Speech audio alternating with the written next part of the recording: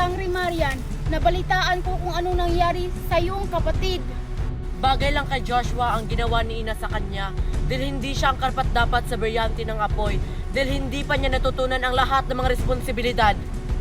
Ngunit siya ang panganay na anak. Panganay nga siya, pero si Ina yung nagpasya. Kailan mapapa sa kamay ni Joshua yung brilyante ng apoy, Sangre Marian? Hindi ko alam, Gorna. Siguro sa takdang panahon. Bakit ang dami mong tanong? Tara na nga, tara puntahan na natin si Inang Reyna.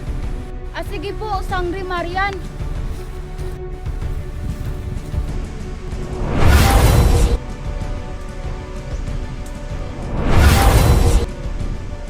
Nakabalik na ako sa dati kong anyo.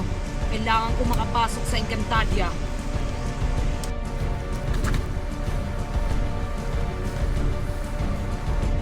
Cassiopeia? Joshua, alam ko na kung anong katangian ang meron ka. Ano po ang ibig niyong sabihin, dating Reyna ng Lereo? Hindi na mahalaga at hindi na mahalagang malaman mo. Ngayon, sagutin mo ang aking katanungan. Wala na akong oras dyan, Cassiopeia. Pasnea, bakit ka nagtraidor sa Lereo? Hindi ako ang nagtraidor, Cassiopeia, kundi sila mismo ang nagtaksil sa akin. Hindi totoo yan. Hindi gagawin ng Inang Reyna iyon. Dahil mahal ka nila. Ginawa nila yon dahil yun ang nararapat. Hindi totoo yan. Kasinungalingan lamang ang lahat. Ikaw na mismo ang nagsabi niyan, Joshua. Antayin mo ang takdang panahon. Ibibigay ni Inang Reyna ang brilyanting nananais mo. Hindi na ako mag-aantay sa tamang panahon, Cassiopeia. Ako na mismo ang gagawa ng paraan para makuha ang aking nais.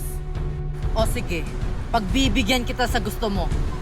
Tandaan mo, pagsisisihan mo lahat ang iyong gagawin. Pasnea! Sana hindi magsumbong si Cassiopeia sa Inang Reyna. Ay, nakakulong pala siya dito sa gubat.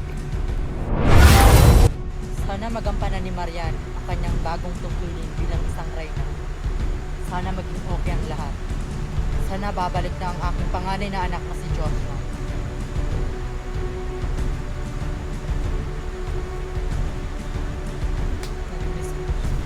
Inang Reyna, nandito na po si Sangre Marian. Marian, ano pala ang iyong sasabihin sa akin?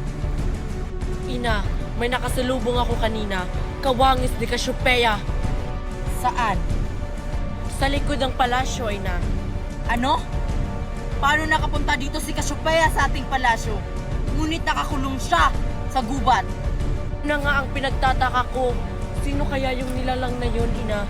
Napakalakas niya. Wala naman akong kakilalang taga rito sa Encantadia na gumagaya ng mga wangis natin. Sino kaya iyon? Ano kayang paka niya rito?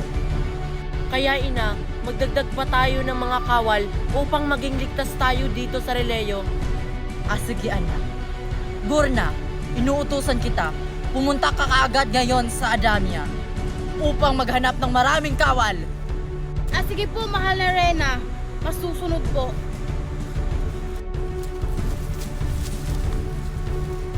Anak, nagkita ba kayo ni Joshua? Hindi, Ina, hindi kami nagkita. Asa na kaya si Joshua ngayon? Asa na kaya yung kapatid mo? Kumusta na kaya siya? Huwag na kayong mag-alala, Ina. Alam kong nasa mabuting kalagayan si Joshua ngayon. Ito na ang pagkakataon ko para mapatay ko si Inang Reyna. Sana nga. Ina!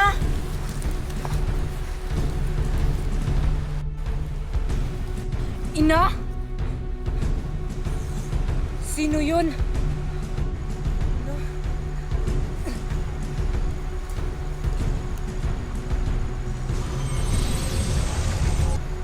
Diyan ka muna, Ina. Babalikan kita. Nakita yata ako ni Sangre Marian. Ina?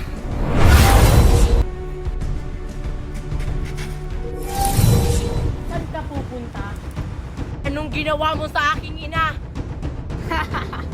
Pasneya!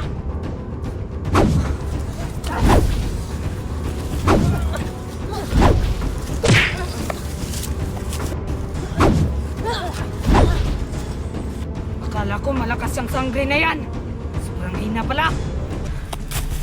Sige, tumakbo ka! Brilyante ng hangin, inuutusan kita. Tanggalan mo ng hininga ang pumatay sa aking ina!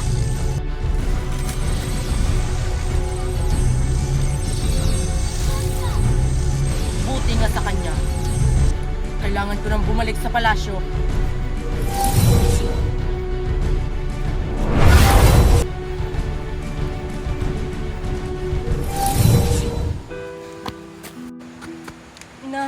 Ina, baka maliligtas pa kita. Huwag mo na akong iligtas, Marian.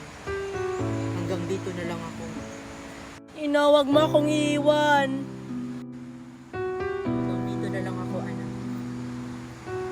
Basta pangako mo sa akin, gagampanan mo ng mabuti ang ating palasyo. Ina, wag ka magsabi ng ganyan. Wala na akong magagawa pa, anak. Hanggang dito na lamang ang iyong ina. Bago ako mawala,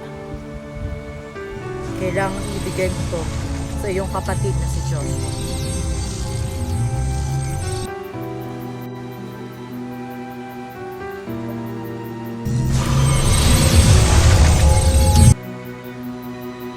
Ipangako mo yan sa akin. Ina! Hindi! Ina, pagbabayaran kung sino man ang pumaslang sa aking ina.